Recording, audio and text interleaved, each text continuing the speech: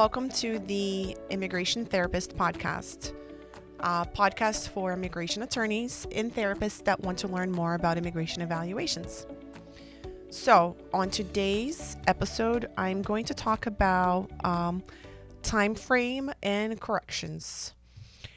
So, this is a big topic from other therapists that I've seen that do immigration evaluations.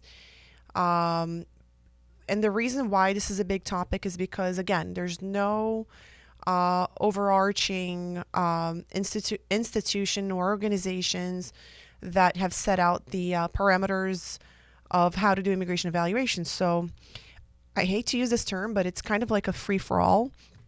I'd like to think that we're all using our best judgment, but at the same time, it's a very new field. So at the same time, we all have, the way I see it is there's room for growth and opportunities for creativity. But again, coming back to the subject today, which is corrections and time frame. Basically, I want to talk about what is expected, what's kind of the norm of whether we should allow corrections or not, and what is the delivery time frame of evaluations.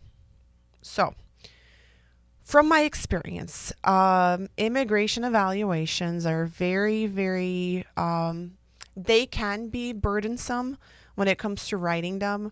When I first started, back, several years ago, it used to take me, all in all, like,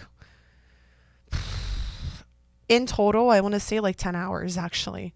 From meeting with the client to like sitting down and writing it out and editing itself and writing the evaluation out. I think it used to take me like 6 hours. It really was a very burdening process just because I hadn't learned how to make my life easier actually. So it's a very burdensome process, and the clients are expecting it. Like I explained on a previous episode, immigration evaluations clients are completely different than regular therapy clients. And that's because the way I see it is, we're not their primary stop for the situation in their life. We are probably the second, third, or final stop when it comes to getting their immigration case done. So a lot of the times we're kind of seen as like an obstacle in their case, kind of like I've heard a lot of clients say, well, I don't understand why I have to go to you. I don't understand why I have to do it, why I have to go to therapy. Nobody ever told me I needed an evaluation. And I, from what I understand, a lot of attorneys don't say it in the beginning of the process because, like, for example, waiver cases. The hardship is the evaluation, because it's a very long-lasting case, and the evaluation part is like the last part. There's a bunch of process steps that they need to complete before they get to us. So my point is, a lot of clients see us, when it comes to immigration evaluations, as an obstacle to their case.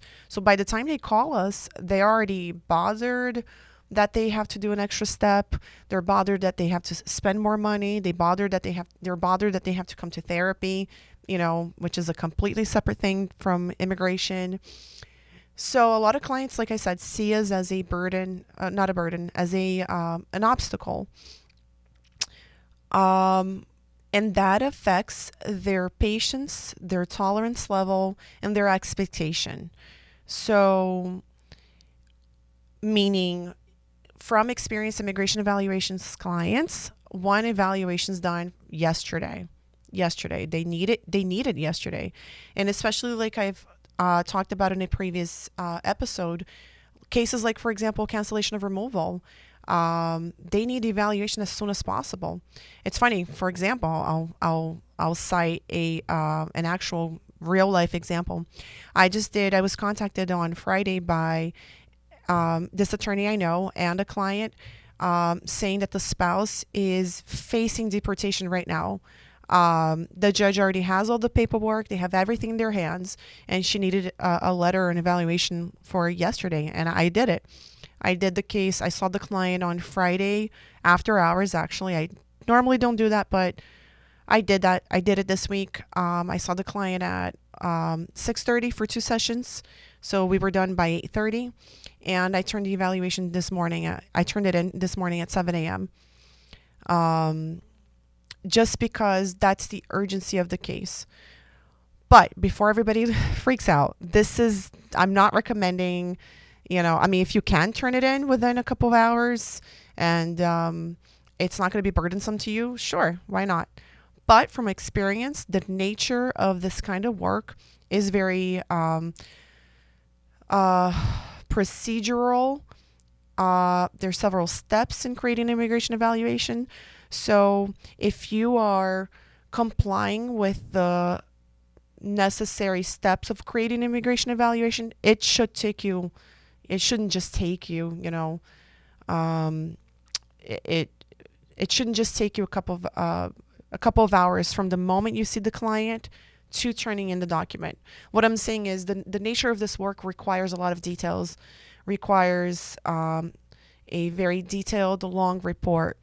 So chances are, it's going to take you more than a few hours from the moment you see the client to turning it in. So, what is the norm and what is expected? So, usually psychological evaluations completed by psychologists everywhere. The time frame normally expected to turn in an evaluation is about 2 weeks. I think that's the norm. And I think the same is true for us, immigration, master's level immigration evaluations therapists, or, doctorate level immigration therapists that do immigration evaluations. I think 2 weeks is the norm, just because that's the industry standard. But like I said, we're dealing with a different kind of clientele. We're dealing with clients that want this document as soon as possible. They're already a little disgruntled that they have to get this done in the first place. So the overall tone is that we're seen as an impediment to them obtaining, the ultimate goal, which is resolving their immigration status. So I believe 2 weeks is the norm, but if you can do it sooner without sacrificing the quality of the work, why not? I'm sure clients won't complain, and immigration attorneys as well. Now let's talk about corrections.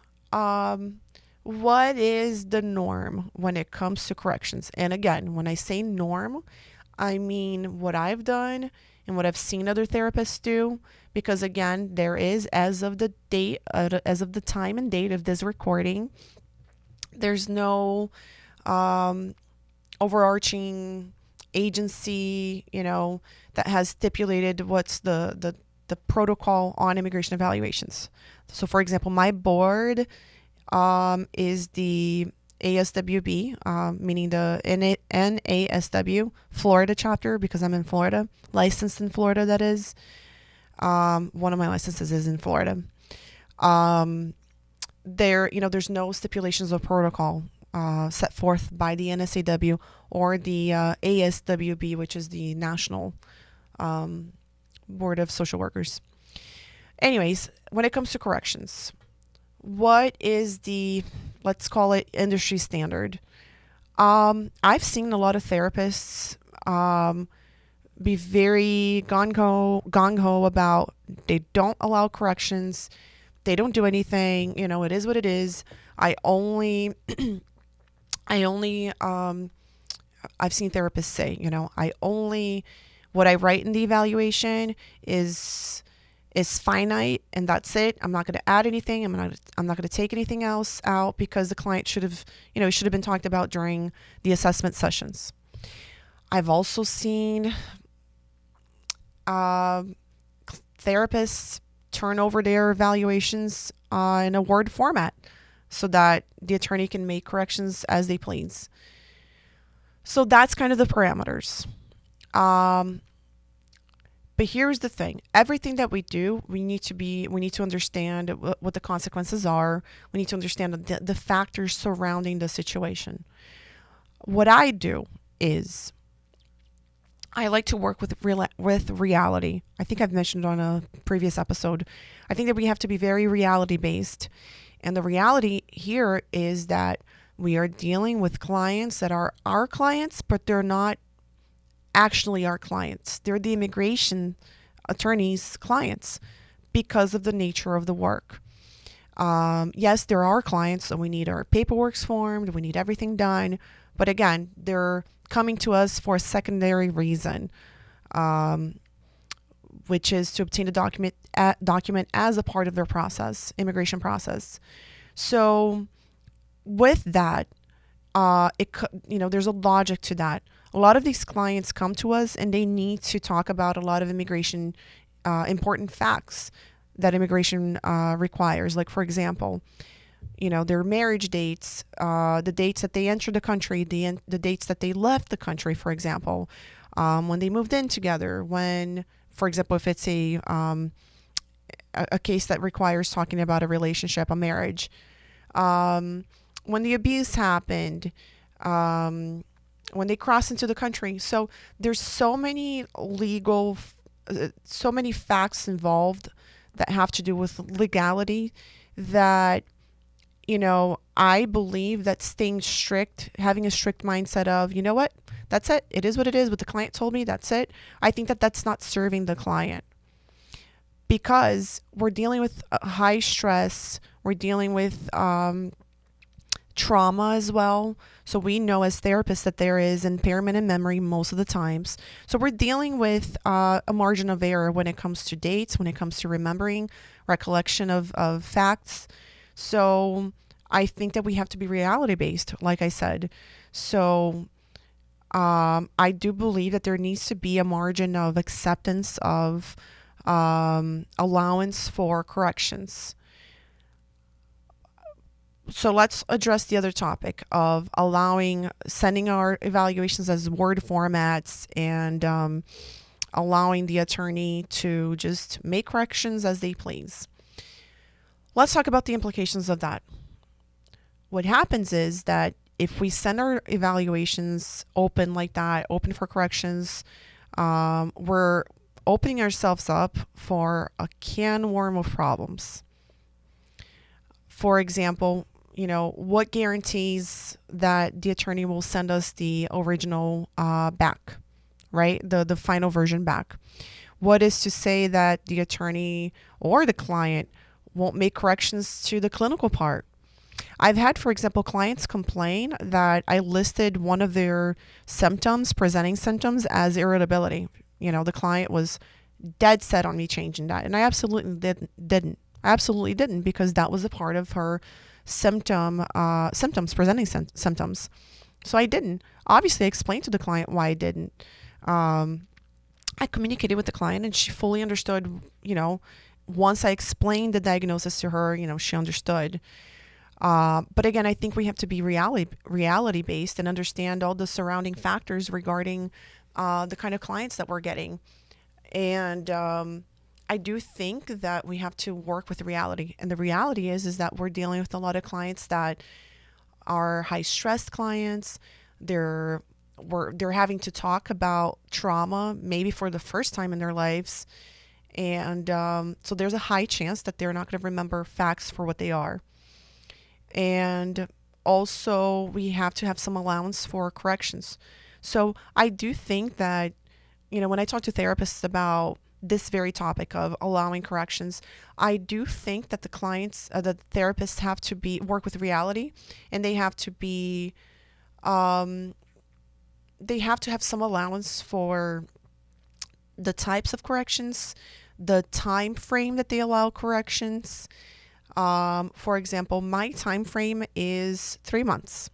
When I first started, I allowed for 1 month for corrections. So I would send out the evaluation to the attorney and the client, and I'd have an allowance period of 1 month.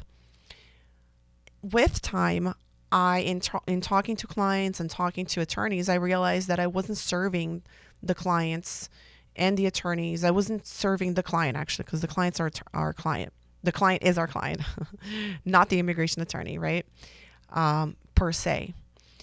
But I realized that I wasn't serving the client by doing that because, for example, some cases like hardship cases, waiver cases for hardship evaluations, there's a lot that goes into that. There's a lot that goes into, it's a very long lasting case, and information might change. Sometimes these clients are, from the moment they start the case to the moment that the attorney actually sends out the forms and everything to immigration, the packet. Sometimes it might be a year and a half, and a lot can change. A lot can change there. Like, for example, this is an interesting case I did. So I did this evaluation for a client that was from the Ukraine, probably a year before the war started. Unfortunately, the Russia versus Russia war started. And then once the war started, the attorney had the client come back to me and do corrections and actually add that, So, so that was a scenario that, that explains those situations that we need to be open and we need to understand the situation at hand. I do think that when it comes to corrections and time frame, I think we have to base our rules and expectations and protocols according to the reality and according to what will serve the client the best. So that is today's episode. That's what I wanted to talk about today as far as corrections and as far as time frame goes. Don't forget to check us out on our website, Center for Immigration Evaluations, or on social media where I have more interactive content. And my Instagram handle is immigration_evaluations_center. Again, immigration_evaluations_center. See you on the next episode.